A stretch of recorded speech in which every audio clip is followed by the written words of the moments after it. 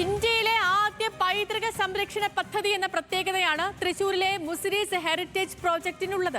പൈതൃക സംരക്ഷണം എന്ന പ്രധാന ലക്ഷ്യത്തിനോടൊപ്പം വിശാല കാഴ്ചപ്പാടോടെ വിഭാവനം ചെയ്ത പദ്ധതി പക്ഷേ ഇന്ന് കടുത്ത അവഗണനയാണ് നേരിടുന്നത്. മുസിരീസിനെ പുനരുജ്ജീവിപ്പിക്കുമെന്ന വാഗ്ദാനത്തോടെയാണ് അധികാരത്തിലെത്തിയ UDF-ന് പദ്ധതിക്കായി എന്തു ചെയ്യാനാകുമെന്നാണ് ചരിത്ര സ്നേഹികൾ പ്രതീക്ഷയോടെ കാത്തിരിക്കുന്നത്.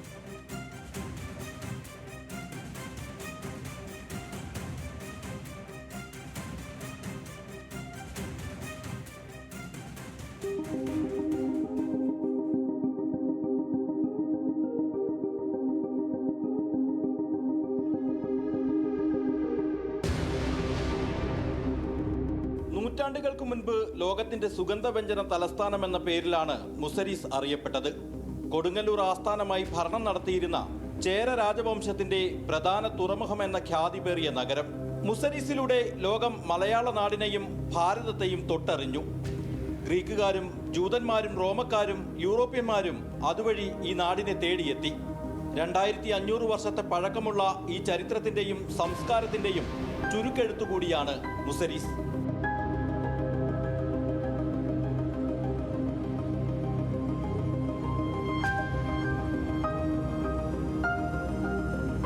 ചരിത്രത്തിനൊപ്പം അപ്രധാനമായി തീർന്ന പൈതൃകത്തെ അടുത്തറിയുകയും സംരക്ഷിക്കുകയും ചെയ്യുക എന്ന ലക്ഷ്യത്തോടെയാണ് 2009 മുസരീസ് പദ്ധതിക്ക് തുടക്കം കുറിക്കുന്നത്. ഇന്ത്യയിലെ ഏറ്റവും വലിയ പൈതൃക സംരക്ഷണ പദ്ധതി എന്ന നിലയിലും കേരളത്തിലെ ആദ്യ ഹരിത പദ്ധതി എന്ന നിലയിലും അന്ന് പ്രത്യേകതകൾ ഏറെയായിരുന്നു. യുനെസ്കോയുടെ പിന്തുണയോടെ കേന്ദ്ര കേരള സർക്കാരുകൾ സംയുക്തമായി വിശാല ലക്ഷ്യങ്ങളോടെയാണ് അന്ന് മുസരീസുമായി മുന്നോട്ടു പോയത്. അന്തർദേശീയ തലത്തിൽ പോലും പദ്ധതി ശ്രദ്ധിക്കപ്പെടുകയും വിദേശികളെ ആകർഷിക്കുകയും ചെയ്തു. പക്ഷേ ചുരുങ്ങിയ വർഷങ്ങൾക്കകം കാര്യമായ പരിഗണന ലഭിക്കാതെ പിന്നീട് മുസരീസ് അവഗണിക്കപ്പെട്ടു. മുസരീസ് വളരെ മികച്ച രീതിയിൽ മുന്നോട്ട് പോയി തുടങ്ങിയ ഒരു പദ്ധതിയാണ്. നല്ല രീതിയിൽ അതിൻ്റെ ലക്ഷ്യങ്ങളിലേക്ക് മുന്നേറിക്കൊണ്ടിരുന്നതാണ്. പിന്നീട് എനിക്ക് തോന്നുന്നൊരു കഴിഞ്ഞൊരു 5 വർഷത്തിനിടയിൽ ഈ കാര്യത്തിൽ നേരത്തെ ഉണ്ടായിരുന്ന നിലപാടിൽ നിന്ന് വളരെ പുറകോട്ട് പോകുന്ന ഒരു അവസ്ഥയാണ് ഉണ്ടായത്. വടക്കൻ പറവൂർ താലൂക്കും കൊടുങ്ങല്ലൂർ താലൂക്കും ഉൾപ്പെടുന്നതാണ് മുസരീസിന്റെ പൈതൃക ഭൂമി. ഒട്ടേറെ ചരിത്ര സംസ്കാരങ്ങളുടെ സംഗമ കേന്ദ്രമായ ഈ പ്രദേശം ഒരു അന്തർദേശീയ ചരിത്ര ടൂറിസം ഇടനാഴിയായി മാറുമെന്നാണ് കരുതപ്പെട്ടത്. എന്നാൽ പലരും പ്രഖ്യാപനങ്ങൾ ഏറെ നടത്തിയെങ്കിലും ആദ്യ ചുവടുകൾക്കപ്പുറം അധികം മുന്നോട്ടു പോകാൻ മുസരീസിനായില്ല.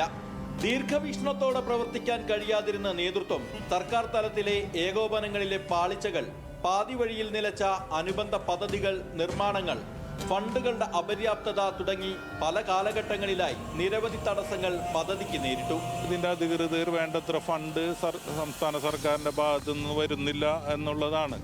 ഇപ്പോൾ ആരാധനാലയങ്ങൾ ഉൾപ്പെടെ ഒട്ടനവധി പൈതൃക സംസ്കാര ഭൂമിയാണ് ഈ മുസരീസിൻ്റേത്.